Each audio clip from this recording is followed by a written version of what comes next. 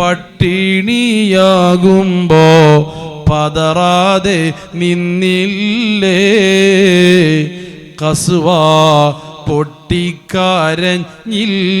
കൽബ് കവർന്നില്ലേ. ആ ചരിത്രത്തിൽ കസ്വാവിൻ്റെ മരണം പറയുന്നുണ്ട്. 10 കൊല്ലം റസൂലുള്ളാഹിനെ ഖിദ്മത്തെടുത്ത് കസ്വയുടെ മരണം ചരിത്രത്തിലൊരു അഭിപ്രായമാണ് ഞാൻ പറയുന്നത്. തങ്ങൾ വഫാത്താകുമ്പോൾ കട്ടിൻ്റെ ചോട്ടിലിങ്ങനെ കിടക്കുകയാണ് ഈ കസ്വ.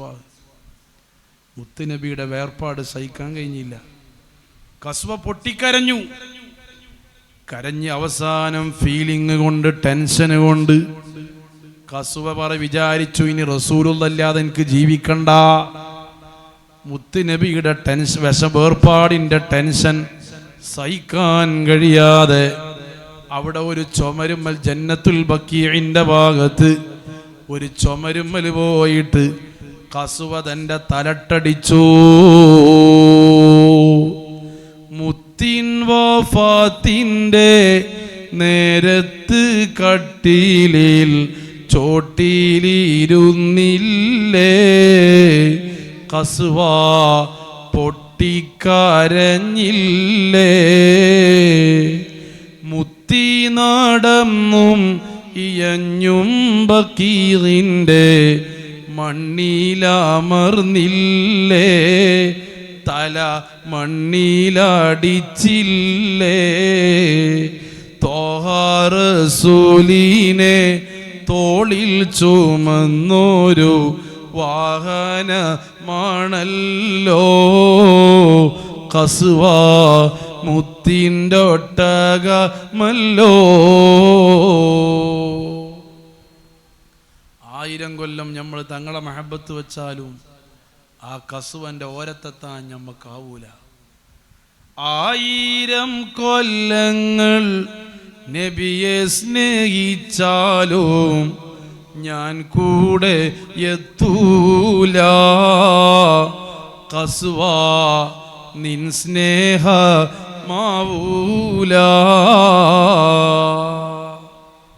വല്ലാത്തൊരു മഹബത്തിൻ്റെ ലോകം. സാന്ദർഭികമായി ഈ മദ്ഹുർ റസൂൽ പ്രഭാഷണത്തിൽ ഞാൻ ഓർമ്മപ്പെടുത്തിയെന്ന് മാത്രം. ആ കസ്വയെ മുത്തുനബിക്ക് വാങ്ങിച്ചു കൊടുത്തതും സിദ്ദീഖ് റളിയല്ലാഹു അൻഹു ആണ്. ആ സിദ്ദീഖ് തങ്ങളെ മഹബത്തിൻ്റെ ലോകം അത്രമേൽ വിശാലമാണ്. അതുകൊണ്ട് എൻ്റെ പ്രിയപ്പെട്ടവരെ, ആ സിദ്ദീഖ് തങ്ങൾ മുത്തുനബിയെ മഹബത്ത് വെച്ച എത്രയെത്ര രംഗങ്ങളാ നമ്മളെ കൽബിൽ മഹബത്തുണ്ടോ? ഇല്ല, ഇല്ല. കുട്ടിക്കാലം മുതലേ നമ്മൾ പറയും, ലാ യുഅ്മിനു അഹദുകും ഹത്താ അകൂന അഹബ്ബ ഇലൈഹി മിൻ വാലിദിഹി വവലദിഹി വന്നാസി അജ്മഈൻ. നിങ്ങളെ മക്കളെക്കാളും ഭാര്യയെക്കാളും സ്വന്തം ശരീരത്തെക്കാളും നിങ്ങൾ മഹബത്ത് വെക്കണം സയ്യിദുനാ മുത്തു റസൂലുള്ളാഹി. അങ്ങനെ നിങ്ങളെ ഭാര്യയെക്കാളും മക്കളെക്കാളും നിങ്ങളെ കൽബിൽ മഹബത്തുണ്ടോ, അപ്പോഴാണ് നിങ്ങളുടെ വിശ്വാസം പൂർണ്ണമാകുന്നത്.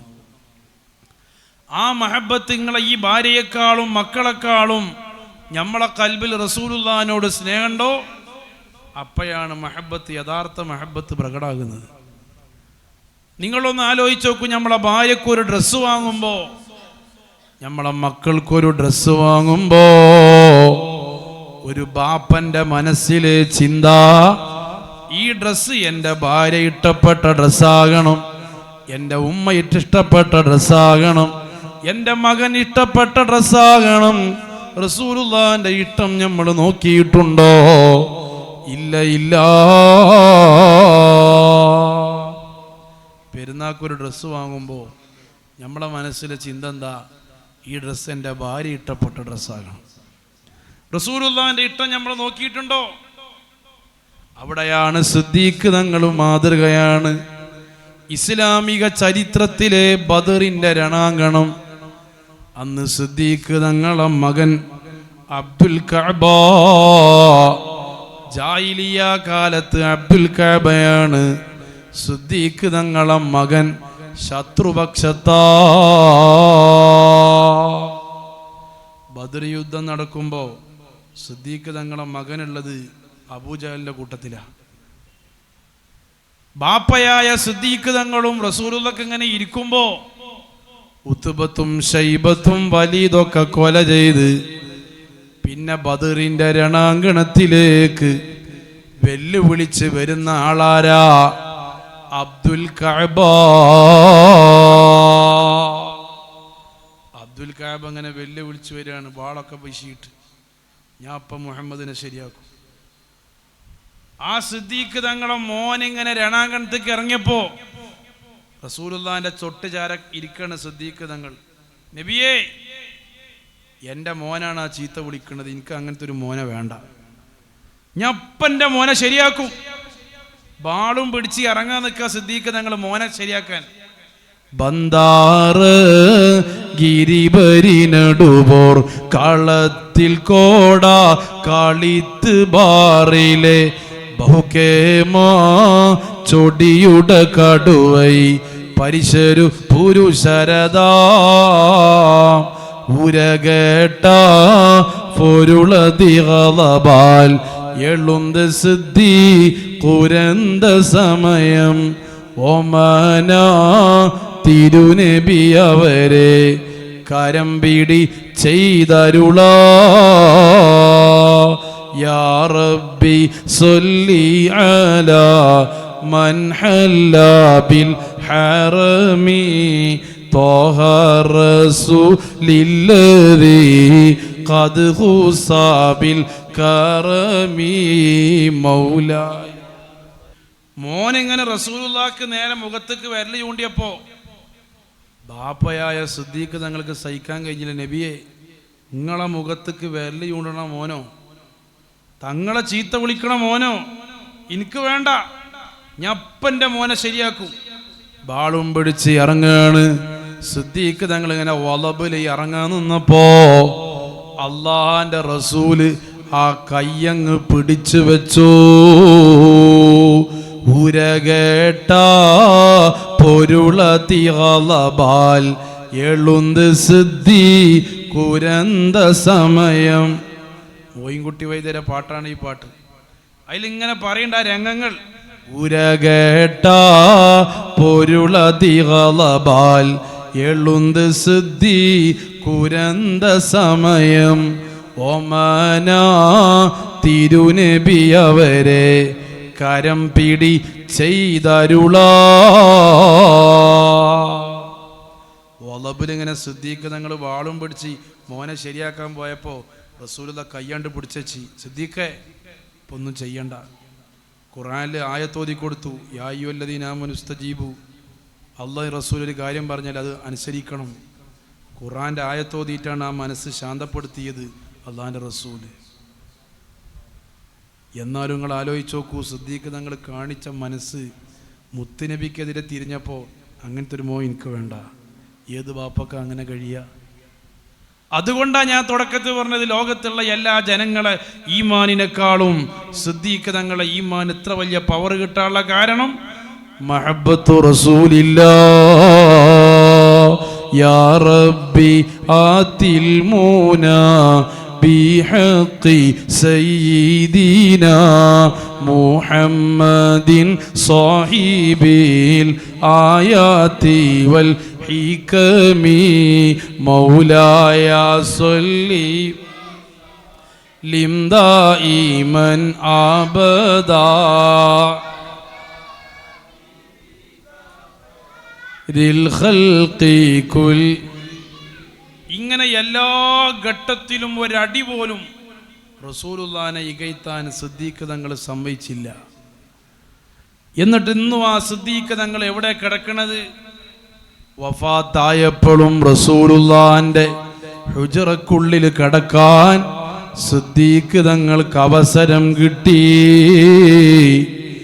ഈ വലിയ പാടത്തെ ദർസിന്റെ കീഴിൽ എൻ്റെ മദ്ഹുർ റസൂല് പ്രഭാഷണം കേൾക്കുന്ന ഉപ്പമാരെ, ഉമ്മമാരെ, സിദ്ദീഖ് തങ്ങൾ ഇന്ന് കിടക്കുന്നത് എവിടെയാ? റസൂലുള്ളാഹിന്റെ എങ്ങനെയാണ് ആ കിടക്കാനുള്ള ഭാഗ്യം കിട്ടിയത് എന്നറിയോ? സിദ്ദീഖ് തങ്ങളെ വസിയത്തായിരുന്നു, സ്വഹാബത്തെ ഞാൻ മരണപ്പെട്ടാൽ നിങ്ങളെൻ്റെ ജനാസ പിടിച്ചിട്ട് റൗളന്റെ മുമ്പിൽ കൊണ്ടുപോയി വെക്കണം. എന്നിട്ട് പറയണം, യാ റസൂലല്ലാഹ്, നബിയേ ഇതാരുടെ മയ്യിത്താണ് എന്നറിയോ? സിദ്ദീഖിന്റെ ജനാസയാ. അവിടുന്ന് സമ്മതമുണ്ടെങ്കിൽ ഈ റൗളന്റെ ഉള്ളിൽ മറവ് ചെയ്യാം. അവിടുന്ന് സമ്മതമില്ലെങ്കിൽ തൊട്ടപ്പുറത്ത് ബഖീഉണ്ട്, അവിടെ കടത്താം. സിദ്ദീഖ് തങ്ങൾ വഫാത്താകുമ്പോൾ പറഞ്ഞ വസിയത്താണ് സ്വഹാബത്തിനോട്, ഞാൻ മരിച്ചാൽ നിങ്ങളെൻ്റെ മയ്യത്ത് പിടിച്ചിട്ട് ആ റൗളന്റെ മുമ്പിൽ കൊണ്ടുപോയി വെക്കണം. എന്നിട്ട് പറയണം, നബിയേ ഇതാര മയ്യത്താണെന്നറിയോ? നിങ്ങളെ കൂടെ നടന്ന സിദ്ദീഖിൻ്റെ മയ്യത്ത. സമ്മതം ഉണ്ടെങ്കിൽ ഉള്ളിൽ കിടത്ത, ഇല്ലെങ്കിൽ ബക്കീൽ കൊണ്ടുപോയി കിടത്ത. ഇങ്ങനെ നിങ്ങൾ ഞാൻ മരിച്ച വസിയത്ത് പറയണം. മുത്തുനബിൻ്റെ സമ്മതപ്രകാരം ചെയ്താൽ മതി. സിദ്ദീഖ് തങ്ങൾ വഫാത്തായി. സ്വഹാബത്ത് ജനാസ പിടിച്ചിട്ട് റൗളക്ക് മുമ്പിൽ കൊണ്ടുപോയി വെച്ചു. എന്നിട്ട് പറഞ്ഞു, യാ റസൂലല്ലാഹ് ഇതാരുടെ ജനാസയാണെന്നറിയോ? സിദ്ദീഖിന്റെ ജനാസയാ. അവിടുന്ന് സമ്മതമുണ്ടെങ്കിൽ ഈ റൗളന്റെ ഉള്ളിൽ മറവ് ചെയ്യാം. അവിടുന്ന് സമ്മതമില്ലെങ്കിൽ ബഖീഇൽ കടത്താം. ആ വസിയത്തങ്ങ് പറയുമ്പോ അന്ന് റൗളയിൽ നിന്ന് വന്നൊരു വിളിയാളമുണ്ട്, ഒരശരീരിയുണ്ട്. എന്താണ് ആ അശരീരി? അതാണ് എന്റെയും നിങ്ങളെയും പ്രതീക്ഷ. അദ്ഖിലിൽ ഹബീബ ഇലൽ ഹബീബ്. ഹബീബിനെ സ്നേഹിക്കുന്നവർ, ഹബീബിനെ മഹബത്ത് വെച്ചവർ ഹബീബിലേക്ക് കടന്നു വരട്ടെ. ആ വസിയത്ത് പ്രകാരമാണ് സിദ്ദീഖ് തങ്ങൾ കടക്കുന്നതെങ്കിൽ ഈ പാവപ്പെട്ട വലിയ പാടത്തെ ദർസിലെ മക്കള് റസൂലുള്ളാന്റെ മീലാദിന്റെ പേരിൽ മദ്ഹുർ റസൂല് പ്രഭാഷണം വെക്കുമ്പോ, ബുർദ വെക്കുമ്പോ സഹായിച്ചവരില്ലേ? പ്രവർത്തിച്ചവരില്ലേ? പങ്കെടുത്തവരില്ലേ? ഇതൊക്കെ ആ മഹബത്തിന്റെ പേരിലാണ്. അല്ലാഹു നാളെ ഞമ്മളും മരണപ്പെട്ടാലും അങ്ങനെ മുത്തുനബി വിളിക്കുന്നവരെ കൂട്ടത്തിൽ ഞങ്ങളെ ഉൾപ്പെടുത്തണേ അല്ലാഹ്. പ്രത്യേകിച്ച് ഞങ്ങൾക്ക് വേണ്ട സഹായം മഹ്ശറ വൻസഭയിൽ ഒരു ചാണകല സൂര്യൻ നിൽക്കുമ്പോ, എല്ലാ പ്രവാചകന്മാരും കയ്യൊയ്യുമ്പോ മുത്തുനബിന്റെ സഹായം ഞങ്ങൾക്ക് നൽകണേ അല്ലാഹ്. നാളെ റബ്ബിൻ കോടതിയിൽ ബേജാറാകും നേരമതിൽ കാരുണ്യത്തിൻ മുത്തിൻ്റെ കാവലേഗ് റബ്ബനാ ഹസ്ബി റബ്ബി മാഫി കൽബി ഗൈറുല്ലാഹ് നൂർ മുഹമ്മദ് സല്ലല്ലാഹു ലാ ഇലാഹ. അതുകൊണ്ട് നമ്മൾക്ക് അമലും ഇഖ്ലാസും തഖ്വയും ഒന്നുമില്ല. പക്ഷേ നമുക്കൊന്ന് പറയാം, ആ റസൂലുള്ളാഹിനോട് ഇഷ്ടം നമ്മളെ മനസ്സിലുണ്ട്, മഹബത്ത് നമ്മളെ ഖൽബിലുണ്ട്.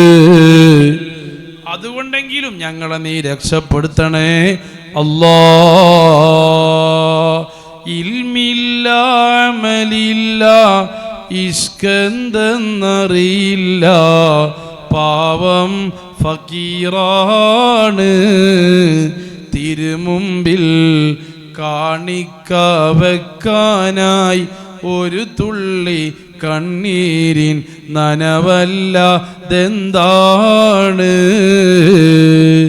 സ്വല്ലല്ലാഹു വസല്ലമ റബ്ബു സമാവാതി അലാ ഹബീബില്ലാഹ് ദൗമൻ യാസീൻ നബിയില്ലാ. ആ മഹബത്ത് നമ്മളെ കൽബിലുണ്ടോ നമുക്ക് രക്ഷപ്പെടാൻ കഴിയും. നാളെ ഖബറിലും നമ്മളെ പ്രതീക്ഷ അതാണ്. എല്ലാവരും നമ്മളെ വിട്ട് പിരിഞ്ഞു പോകുമ്പോ, മൂടുകല്ലും വെച്ച് എല്ലാവരും പിരിഞ്ഞു പോകുമ്പോ, റസൂലുള്ളാഹിന്റെ ഫോട്ടോ കാണിച്ചു തരുമ്പോ, മൻ നബിയുക എന്ന് ചോദിക്കുമ്പോ സ്ഫുടമായി ഉത്തരം പറയാനുള്ള ഓർമ്മ, അത് പറയാനുള്ള ഖുവത്ത് നൽകണേ അല്ലാഹ്.